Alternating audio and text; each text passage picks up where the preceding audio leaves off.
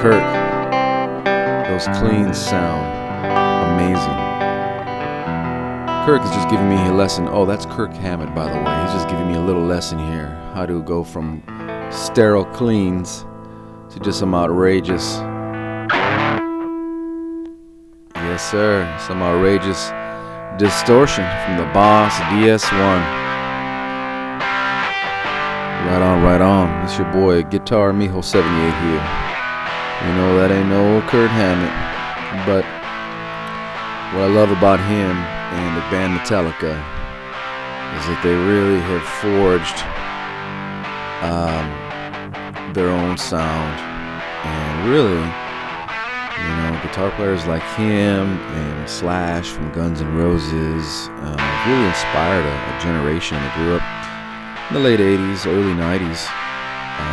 Most of these guys say they got their sound from plugging in a tube screamer into a Marshall, you know, to get it to overdrive, to get it to compress even more.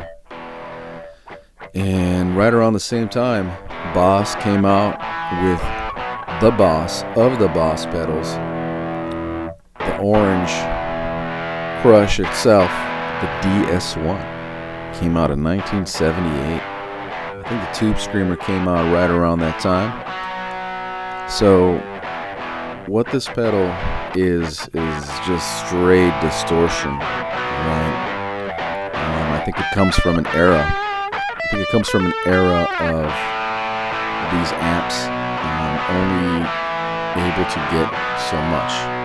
Fenders are just clean, unless you're talking about the 50 Tweeds that have a lot of hair on them. But late 70s, early 80s, you know, Marshalls were around, obviously. Kind of the same thing that Hendrix did. We use pedals to really bring the amp to a different level. This Orange Crush pedal here is the #1 selling pedal in the Boss line, and it has been tagged as a beginner's pedal.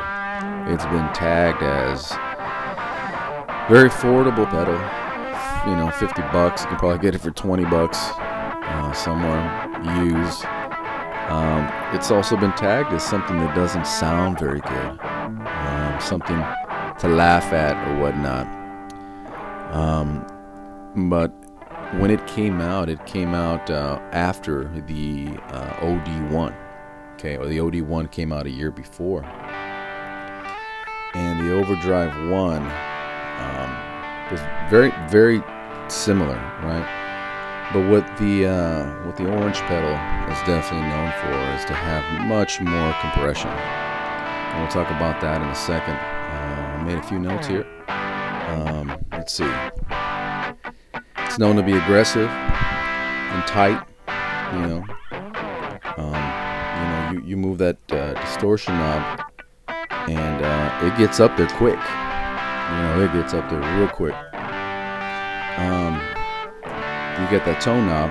That tone knob works as an overall EQ, right? An overall, get the clarity of the notes, right? I'd say most people that use it, if they use this pedal on a professional level, if you're talking about, they'll probably put the tone on 0,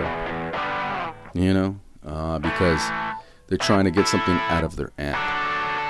But, guys like me, that bought this, as teenagers, we used it as to make any amp we had try to sound, Randy Rhoads or whatever, to try to make it sound different, to make it sound like what we heard on the records. Maybe that was a stigma. Maybe that's what it was. But you've heard this pedal, punk music, metal music, grunge. Some of the people that have made it famous is Steve Vai, George Lynch. That dude's crazy. Mike Stern, and you even got some bass players, Victor Wooten. And more in the modern day, you got the guitarist from the Chili Peppers, John Frusciante and Dave Navarro. You know, they're achieving a certain sound. See, but those guys are achieving a certain sound. You know, and that can be said with the Tube Screamer as well. You know, and as opposed to an era of having a clean amp and trying to make it sound like something else, like a Marshall in a box, which leads me to my point. I'm gonna get this pedal modded, and the mod is to have said to be a Marshall in a box. This pedal is not that, you know, unless you get it modded. You know, it's not that. Another couple things I've noted here. It is a low input headroom input. So when you first go into it, it's low input. It's also said to be much more used with lower output pickups. That it's just terrible with active pickups.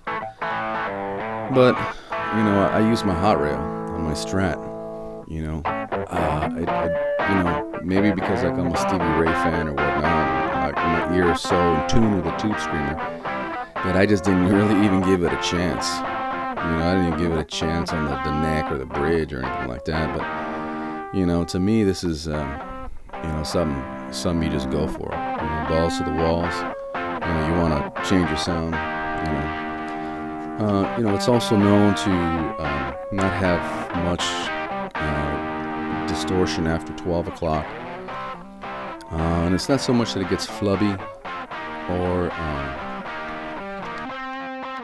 see, there's a thing called oversaturation, and it's a combination between the pedal when it hits the amp and ultimately when it hits the speaker. That's another rabbit hole, finding speakers, you know, Celestians, Eminence, old Fenders, old Marshalls, you know, cheap speakers. I mean, Eddie Van Halen is known to put just, in the early days, put just cheap speakers so they can break up easy. You know, speaking of, you know, Van Halen, you know, he did all kinds of things with his guitar, not to mention that. But, you know, if you don't know who he is, you got to check him out on the early days. It was very inventive with the power attenuator into his Marshalls, hooking it to a light dimmer switch, to a thing called the Variax, and you know, so I think, you know, that first album came out in '78, that Van Halen album, and then these Boss pedals and stuff like that, they started, you know, so they were probably on the wagon right away. They were like, dude, we gotta design some pedals that can get people there fast, you know, quick. But you know, and I don't know if the earlier pedals sound better than the ones they make today. They probably do, you know, because they're analog, first of all. But you know, technology gets better, but the process of making them gets cheaper and cheaper. And you know, that's really it. I got some more tones here, and you know, the bottom line is use your ear. You know, use your ear. And you know, in the end, you know, that's what's gonna save you. You're gonna grow, and you know, you want clear, and you want overdrive, you want clean, and you know, it's all in the touch. It's all in the touch, in your hand, palm muting, all these little techniques. As you grow as a guitarist, you start implementing a little bit. First you start faking it to make it, but you know, and then it starts sounding a little better and a little better and a little better. I got some more tones here if you all want to take a listen. I think I throw down some ZZ Top, maybe a little Aerosmith. Again, these are just impromptus. I'm letting the pedal do the talking, you know, just letting it pop into my brain. Whatever's in there is coming out, and that's how you got to do it. If y'all feel obliged, I got a Venmo and a PayPal if you want to help me out, keep these videos rolling. But we'll talk next time. Check out the tones and buy yourself one of these Boss pedals. Hey, probably get it for 20 bucks. All right, y'all, be good and stay safe. Don't let the quarantine get you down. Leave you with a little Ode by Santana.